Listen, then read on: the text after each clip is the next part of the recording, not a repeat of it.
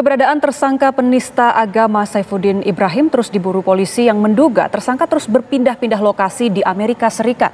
Untuk membatasi ruang gerak Saifuddin, polisi mengeluarkan red notice terkait statusnya sebagai tersangka buronan. Itu adalah kanker stadium 4 yang bisa... Setelah ditetapkan sebagai tersangka, keberadaan pendeta Saifuddin Ibrahim kini tengah diburu pihak kepolisian. Saifuddin bukannya bersembunyi, ia justru kerap menampilkan keberadaan hingga kegiatannya melalui sejumlah postingannya di akun YouTube-nya. Dalam salah satu videonya yang ia unggah beberapa hari lalu, Saifuddin bahkan jelas-jelas menyebut ia berada di Taman Benjamin Franklin yang berada di Philadelphia, Amerika Serikat. Perjalanan kami ini di Taman Benjamin Franklin, seorang tokoh Amerika yang luar biasa, saudara-saudara. Jadi kalau mau supaya anak kita cerdas dan pintar, ya sekolahkan anak kita di Amerika. Jadi disiapkan oleh pemerintah dengan luar biasa. Jadi enak itu di Amerika ya. Siapa yang mau sekolah di sini? Jadi mereka menyebut Saifuddin diketahui kerap berpindah-pindah lokasi di Amerika Serikat saat memberikan ajarannya lewat YouTube sambil menikmati pemandangan alam. Polisi menyebut perpindahan lokasi menjadi bagian dari rencana Saifuddin untuk mengaburkan jejak, termasuk mengunggah video melalui Wi-Fi yang berbeda-beda. Untuk itu, polisi membatasi ruang gerak Saifuddin dengan mengeluarkan red notice terkait statusnya sebagai tersangka. Saya mengintip orang pacaran. Nah, terkait dengan kasus ini, paling tidak yang bersangkutan itu telah dibatasi ruang geraknya ya dengan red notice tadi gitu ya. Dan terkait dengan dia memposting setelah itu, hal ini bisa terjadi, postingan tersebut dia yang buat tapi di-share oleh orang lain ya. Sehingga ini sudah direncanakan, penistaan ini sudah direncanakan melihat peralatan yang digunakan, mic yang digunakan, kemudian posisi melihat kamera. Jadi ini hal yang sudah direncanakan. Tentu settingan ini juga dia sudah bisa untuk menghindari dari kejaran. Ya. Artinya dia membuat, tapi yang mengirim bisa jadi pihak lain dan dari tempat wifi yang berbeda. Saya nggak punya istri untuk saya cari. Polisi menjelaskan penangkapan buron di luar negeri bisa memakan waktu cepat atau lama. Namun pihaknya menegaskan pengejaran terhadap Saifuddin akan terus dilakukan sampai tertangkap. Tim TV One mengabarkan. Namun kalau kadrun sudah masuk di dalam suatu kampung, maka akan menular seperti kanker. Sementara itu pemirsa, anak-anak dari pendeta Saifuddin Ibrahim meminta ayahnya untuk bertaubat dan menyerahkan diri seiring penetapan status tersangka kasus penistaan agama. Saifuddin diketahui tengah berada di Amerika Serikat dan masih terus mengunggah sejumlah video yang mendiskreditkan Islam meski sudah ditetapkan sebagai tersangka. Saya turun di Los Angeles. Setelah resmi jadi buronan polisi, pendeta Saifuddin Ibrahim terus diburu keberadaannya. Kondisi ini membuat pihak keluarga meminta Saifuddin untuk menyerahkan diri demi kebaikan umat. Pernyataan ini disampaikan anak sulung tersangka Muhammad Fikri dalam akun YouTube Ustadz Ipung Atria. Dalam video yang diberi judul "Anak-anak pendeta Saifuddin Ibrahim menggugat bapaknya sendiri", itu Fikri anak pertama bersama kedua adiknya Saddam Hussein dan Muammar Gaddafi meminta ayahnya untuk bertaubat dan menyerah. Ya, Abi mungkin baik-baik saja, dan di sini Allah kasih kesempatan selama ayah masih hidup, raihlah pertolongan Allah itu selama Papa masih hidup. Iya, Insya Allah. Itu kebaikan dari Allah, bukan kebaikan dari saya. Iya. Masih hidup itu masih ada kesempatan ya, Pak? Iya. Jadi Umi juga sebenarnya bisa dibilang menunggu Papa di surga, bukan mau berpisah. Ya, oke, Bang. Itu harapan kami. Papa masih punya kesempatan sekarang ini. Tolong, posisi Papa memang nggak menguntungkan sama sekali. Jadi sekarang Papa sudah saatnya Papa angkat tangan dan menyerah. Kibarkan bendera putih Papa mulai dari sekarang. Saifuddin memang diketahui berpindah agama dari Islam ke Kristen usai memiliki ketiga anaknya. Setelah menjadi pendeta dan berusaha mengajak anaknya ikut berpindah agama, ia bahkan kerap menemui perbedaan pendapat dengan keluarganya. Begitupun saya sama anak saya. Saya harus melakukan yang terbaik kepada anak saya. Walaupun di dalam hal ini kita sering debat. Kita sering debat ini sama Saddam Hussein ini. Kamu bikin lagi buku satu lagi, kita debat lagi. Satu buku lagi nanti muncul. Masya Allah. Ribut lagi. Tetapi cinta saya kepada anak saya tidak pernah berubah. Nggak ada perubahannya. Yang paling Saddam ingat adalah bagaimana kemudian memperkenalkan ayat surat Luqman ayat 15, sekalipun berbeda keyakinan, harus perlakukan dengan baik. Memang dahulu-dahulu kemudian kita selek yang sangat hebat ya, karena tentu saja nggak bisa dipungkiri punya pendapat seperti ini. Karena agama, makanya saya nggak mau beragama lagi. Bahaya sekali pemirsa. Hendaklah pengikut Injil memutuskan perkara. Tim TV One mengabarkan. Barang siapa yang tidak memutuskan perkara berdasarkan apa yang ditulis. Majelis Ulama Indonesia menegaskan pernyataan Pendeta Saifuddin Ibrahim menyakiti hati umat Islam, namun tetap meminta masyarakat untuk menyerahkan sepenuhnya kepada pihak kepolisian untuk segera menangkap yang bersangkutan. Sementara dari sisi hukum internasional, intoleransi beragama sudah menjadi suatu hal yang universal yang bisa ditindaklanjuti secara hukum sehingga penerbitan red notice terhadap Saifuddin bisa mempercepat penangkapan. Pernyataan yang mengada-ngada, tidak masuk akal, dan sekaligus sebagai sebuah bentuk penistaan. Mengapa? Karena secara umum ayat Al-Quran itu mengajak kita untuk hidup damai, aman, beriman, ya. Nah, karena itu apa yang dimaksud oleh saudara Saifuddin Ibrahim ini semata-mata bentuk kebencian, ya Mbak Caca ya, bentuk kebencian, di mana beliau sendiri sebenarnya paham itu bahwa karena asal agama beliau Islam. Namun demikian yang menjadi kita kemudian heran ya, apa yang ada pada alam pikiran beliau, bagaimana pikiran-pikirannya di brainwash sedemikian sehingga rusak ya. Nah, ini yang menurut hemat saya harus kita berikan pemahaman kepada masyarakat, jangan sampai masyarakat mau terpengaruh, terprovokasi ya dengan pikiran-pikiran semacam ini. Nah, gara-gara yang satu ini bisa rusak, betul, ya kehidupan beragama kita karena kebencian yang beliau sebarluaskan itu luar biasa. Tapi kita umat beragama, antar umat beragama, kita dengan pemerintah tetap rukun, aman, damai. Jadi jangan karena seorang Saifuddin Ibrahim membuat kita gaduh. Ya. Nah, segera ya kita minta aparat kepolisian yang profesional dan proporsional menindaklanjuti ini, sekaligus kita beri apresiasi kepada 3 pelapor tadi. Namanya kriminalisasi di banyak negara, dan saya rasa ini menjadi satu hal yang cukup universal, dan di mana negara-negara dimanapun ini sudah merasakan intoleransi itu mengganggu kehidupan bernegara. Dan saya rasa termasuk penistaan agama itu sudah dimasukkan ke dalam hate crimes.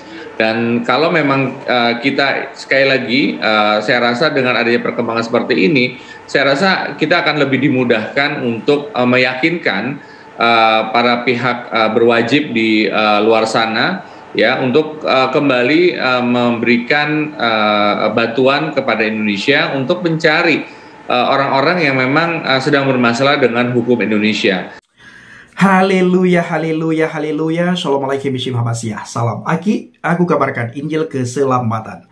Bapak Ibu kasih Tuhan, ketemu lagi dengan saya Evangelis Avraham Effendi Usman. Bagaimana kabar Bapak Ibu semua? Tentu luar biasa. Nah, saudaraku para pencinta Injil Habaget, pertama sekali saya mengucapkan terima kasih banyak kepada saudara yang selalu mendukung pelayanan Habaget, baik melalui doa, dana, motivasi maupun support saudara semuanya. Lebih-lebih lagi saudara yang membawa pelayanan Habaget dalam doa syafaat Bapak Ibu, karena besok kita berangkat ke Sumatera dari Lampung, Bandar Lampung, Palembang, dan Padang. Bapak Ibu bawa dalam doa syafaat agar melalui pelayanan kita banyak orang dikuatkan di dalam Tuhan dan banyak orang mendengarkan kabar baik, kabar sukacita.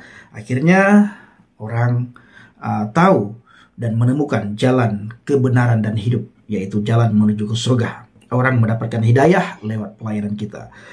Yang kedua, saya berdoa kepada Tuhan, kiranya Bapak Ibu semua selalu dalam lindungan Tuhan, dijauhi dari segala mara bahaya, celaka, musibah, sakit penyakit, maupun dari hal yang tidak kita inginkan, termasuk kita dijauhi dari segala hal-hal yang kita dengar hari-hari ini yang tidak enak kita dengar, yaitu bencana. Ya, kita berdoa supaya kita terhindar dari itu semuanya, dan kita bergantung mutlak kepada Tuhan, karena Tuhan adalah tempat keselamatan bagi kita.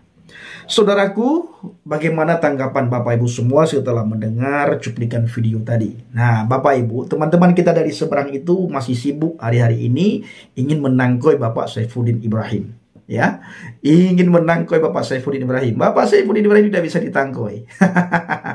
Beliau sudah di Amerika, beliau sudah aman, beliau sudah bebas di sana memberitakan Injil, berbicara tentang apapun Bapak Ibu ya. Yang penting tidak melukai hati orang yang ada di sekitar beliau. Tetapi mengenai bongkar-membongkar, nah Pak Saifuddin jagonya. Kita melihat di media sosial hari-hari ini di TikTok Bapak Ibu. Nanti saya akan tampilkan bagaimana pelayanan beliau di TikTok Bapak Ibu. Tetapi masih ada juga orang-orang tertentu yang berharap Bapak Saifuddin bisa ditangkoi. Tidak bisa ditangkoi ya. Jangan berharap, jangan bermimpi di siang bolong ya. Tetap bekerja di siang bolong. Jangan tidur sehingga Anda banyak mimpi, tapi bekerja. Nah, beritakan Injil, beritakan kabar baik. Tapi Bang Pendi, mereka kan belum mendengar Injil. Maka dengar. Telinga ini dipakai untuk mendengarkan kabar baik, bukan kabar hoak, bukan kabar burung, bukan kabar yang tidak benar didengar, tapi kabar yang benar. Pergunakan telinga ini. Maka Alkitab mengatakan, siapa yang bertelinga, hendaklah mendengar. Nah, dengar kabar baik. Sehingga Anda bisa sampai ke surga. Terima Dia sebagai Tuhan dan Juru Selamat, supaya Anda bisa sampai ke surga. Jangan tinggal di dalam lingkup agama. Agama ini membuat kita terpecah belah. Agama ini membuat kita terkotak-kotak. Kita tidak bisa memberikan salam dengan bebas kepada orang di luar agama kita. Kita tidak bebas menjawab salam kepada dari orang yang tidak seiman, seakidah dengan kita. Tapi bila kita berada dalam Tuhan, yang namanya salam itu adalah doa dari siapapun dan kepada siapapun kita harus menyampaikan. Kita harus mendoakan siapapun. Apalagi mereka yang jahat, kita harus doakan. Mereka yang memusuhi kita, kita harus doakan mereka. Mereka yang membenci kita, kita harus doakan mereka, saudaraku. Nah, Bapak Ibu, kembali lagi.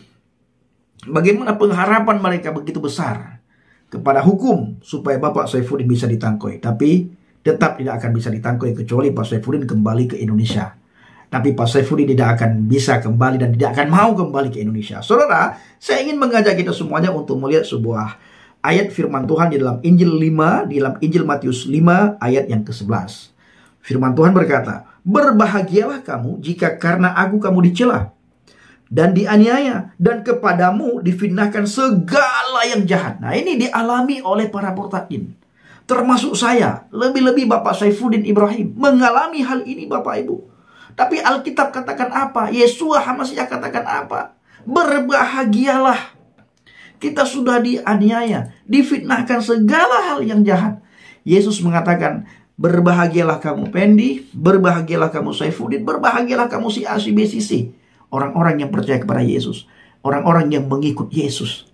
Saya sering katakan hari-hari ini Bapak Ibu, percaya kepada Yesus itu gratis, tapi ikut Yesus itu ada harga yang dibayar. Ikut Yesus itu harga yang dibayar itu sangat mahal. Ikut Yesus, kalau percaya itu gratis.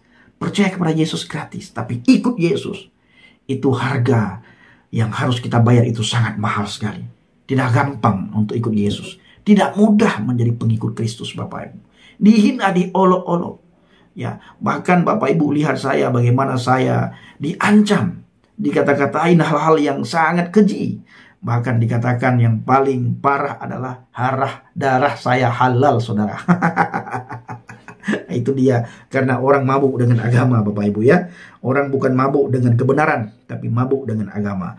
Nah, firman Tuhan katakan, berbahagialah kamu jika karena aku kamu dicela dan dianiaya, dan kepadamu difitnahkan segala yang jahat. Ini dia, saudaraku. Nah, saudaraku dikasih Tuhan, kita terus berdoa supaya orang-orang yang belum mendengarkan kabar baik, orang-orang yang belum datang kepada Tuhan, mereka bisa datang. Waktu masih ada. Sebelum kedatangan Dia yang kedua kali, waktu masih ada. Ya, jangan keraskan hatimu, jangan keraskan pendengaranmu, jangan tutup telingamu untuk mendengarkan kabar kebenaran. Jangan tutup hatimu untuk mendengarkan kabar baik, kabar sukacita, hal kerajaan surga. Jangan tutup hatimu. Tapi datang. Ya, datang. Datang. Dengar. Dengar. Bukakan sedikit ruang hatimu agar firman Tuhan itu masuk dalam hatimu. Begitu firman Tuhan itu masuk dalam hatimu, dalam hati kita, maka terangnya Tuhan itu akan menyinari semua kehidupan kita, akan menyinari hati kita, akan menyinari pikiran kita, akan menerangi mata rohani kita, mata batiniah kita, akan menerangi pendengaran kita, Bapak Ibu. Bila firman Tuhan masuk dalam hati kita, dan firman Tuhan itu akan masuk bila kita mau membukakan hati kita. Ya, Tuhan tidak akan memaksakan kita untuk membukakan hati. Tuhan berikan kepada kita itu hak bebas. Kebebasan Dia berikan kepada kita. Kita mau buka hati kita atau tidak. Ya, kita mau buka pendengaran kita atau tidak. Kita mau buka mata kita atau tidak. Itu tergantung kita. Tuhan tidak memaksa. Tapi ingat, di saat hari penghakiman tiba itu, nah, Tuhan tidak lagi memberikan kebebasan kepada kita. Sekarang Tuhan masih memberikan kebebasan kepada kita. Nah, tapi nanti bila kita tidak terima Dia, hakim yang adil itu datang, hancur kita yang tidak menerima Dia sebagai Tuhan dan Juru Selamat. Dia akan menghakimi setiap orang yang tidak percaya kepadanya. Bahkan kepada orang yang hanya mengaku dengan mulut, hanya berseru tapi tidak melakukan apapun, orang itu juga akan dihajar oleh Tuhan. Bahkan firman Tuhan katakan, "Enyahlah engkau dari hadapanku, wahai engkau si pembuat kejahatan." Kita dianggap pembuat kejahatan karena kita tidak melakukan apa yang diperintahkan, saudaraku. Nah, ini dia. Maka dari itu, saudara, mari kita jangan jemu-jemu untuk sebarkan firman Tuhan. Beritakan firman Tuhan, bersaksi, man huwa Yasu'a, siapa itu Yesus Kristus. Baik, saudaraku, ini kasih Tuhan, para pencinta Injil Habaget. Dan kita akan menyaksikan bagaimana pelayanan yang dilakukan oleh Bapak Saifuddin dan juga teman-teman, dan saya juga Bapak Ibu di media sosial. Kita diskusi dengan teman-teman Muslim. Ayo kita saksikan sama. Orang Aceh, orang Aceh. Ya, FPD orang Aceh gak bisa naik ternyata Bang Dika. Orang Daud Bro itu yang percaya Yesus. Jadi kita bisa prediksi kalau kemajuan para penginjil ini ke depan itu tidak ada yang mustahil bagi Tuhan.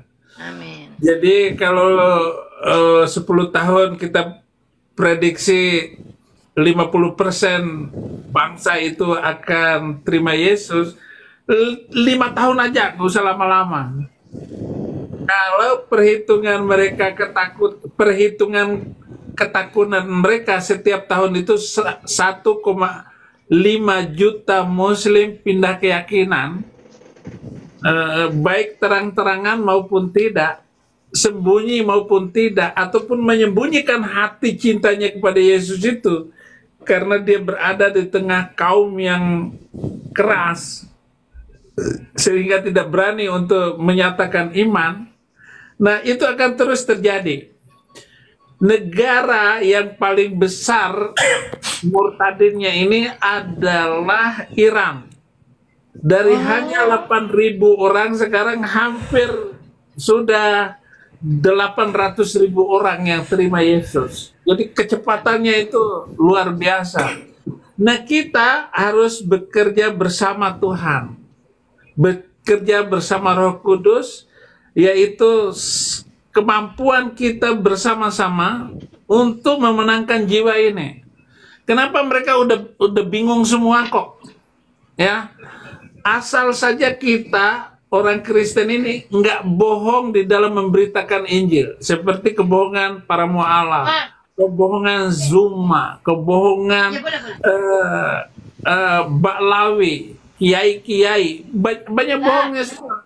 Jadi banyak sekali ajarannya yang tidak sama dengan ajaran yang dibawa oleh nenek moyangnya dan nabinya. Tetapi begitu mereka semakin banyak ajarannya itu menyimpang dari kitab sucinya dan dari hadisnya, ini akan gampang sekali untuk dirobohkan doktrin-doktrin itu. Saya ambil khutbahnya Somad, Adi Hidayat, Kainama, saya reaksi semua khutbah-khutbah itu. Nah, doakan ini semua, kita jalan semuanya.